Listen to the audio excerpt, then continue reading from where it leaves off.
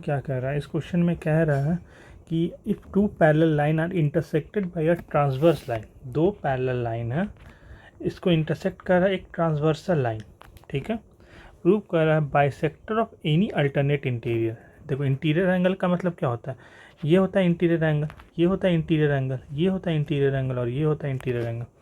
तो क्वेश्चन में साफ साफ कह रहा है कि अगर किसी भी इंटीरियर एंगल को बाइसेक्ट किया गया, ठीक है, तो ये दोनों आपस में पैरेलल होना चाहिए, ये लाइन और ये लाइन आपस में पैरेलल होना चाहिए। कैसे प्रूव करेंगे, बहुत सिंपल है, सिंपल सा। देखो हम लोग मान लेते हैं कि ये मेरा एक पैरेलल लाइन है ए बी, ये मेरा पैरेलल लाइन है सी डी, ठीक है। ये मेरा है ई एफ जो बाइसेक्ट कर रहा है, ये मेरा है जी एच जो बाइसेक्ट कर रहा है। अब ये वाला जो एंगल है, ये एंगल जो है ये वाला, ये वाला एंगल, ये वाला एंगल, देखो ये वाला जो एंगल है, ये टोटल जो है वो अल्टरनेट इंटीरियर एंगल होगा इसका। हाँ, तो हम लोग लिख सकते हैं कि A E G is equal to D E G, D E G. कैसे, देखो सिंपल सा है, A E G is equal to D G E, ये होगा, ये वाला और ये वाला होगा।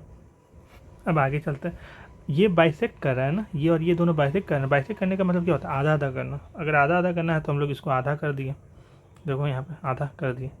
आधा करने पर क्या मिलेगा हमको, ये मिलेगा और ये वाला एंगल मिलेगा। तो हम यहाँ लिख सकते हैं एफ ई जी बराबर एच जी ई, मतलब सिंपल ये एंगल इस एंगल को बराबर हो जाएगा आधा करने पर। हाँ, तो angle 1 is equal to angle 2 और angle 1 is equal to angle 2, इसका मतलब ये दोनों जो है वो अल्टरनेट इंटीरियर एंगल से बराबर हो जाएगा। अल्टरनेट इंटीरियर एंगल हो रहा है, इसका मतलब दोनों पैरेलल लाइन है। सिंपल सा चीज़ है। ओके, दूसरा क्वेश्चन में क्या कह रहा है, दूसरा क्वेश्चन में कह रहा था bisector of any corresponding angle. Corresponding angle का मतलब सबसे पहले क्या होता है, देखो ये पैरेलल लाइन है, ये क्रॉसपॉन्डिंग एंगल का मतलब होता है ये एंगल जो है वो इस एंगल के बराबर हो, इसको क्रॉसपॉन्डिंग एंगल बोला जाता है, ठीक है। तो साफ साफ कह रहा है कि बाइसेक्टर ऑफ क्रॉसपॉन्डिंग मतलब इन दोनों एंगल को हम लोग बाइसेक्ट कर दिए। अब बाइसेक्ट करने के बाद ये दोनों लाइन आपस में पैरेलल होगा, इसको प्रूव करना। बहुत सिंपल है प्रूव करना। देखो हम इसको 1 2 3 करके प्रूव करें। अच्छा, जब बाइसेक्ट कर दिए तो ये बाइसेक्ट किए तो ये दोनों क्या है, आपस में पैरेलल है। हमको प्रूव क्या करना है, हमको प्रूव करना है कि ये लाइन और ये लाइन आपस में पैरेलल है। हमको प्रूव क्या करना है कि ए बी जो है वो सी डी के पैरेलल है, यही प्रूव करना है। हम क्या किए, हम बोले कि ये लाइन और ये लाइन तो आपस में पैरेलल है, दिया हुआ है क्वेश्चन साफ साफ। देखो यहाँ क्वेश्चन कि गिवन 2 लाइन आर पैरेलल, हमको बोल रहा है कि बाइसेक्ट करने के बाद जो 2 लाइन बन रहा है वो क्या है, पैरेलल है। हमको प्रूव करना है कि जो दिया हुआ लाइन है वो भी पैरेलल हो। हम बोले ठीक है पैरेलल है, अगर पैरेलल रहेगा तो इसका मतलब 1 जो है वो 2 के बराबर और 3 जो है 4 के बराबर होगा। क्यों बराबर होगा, वो इसीलिए होगा क्योंकि ये इसका क्रॉसपॉन्डिंग एंगल है, ये इसका क्रॉसपॉन्डिंग एंगल। अभी हम तुमको बताया है कि ये होता है, तो क्रॉसपॉन्डिंग एंगल मतलब ये इसके बराबर होगा और ये जो है वो इसके बराबर होगा।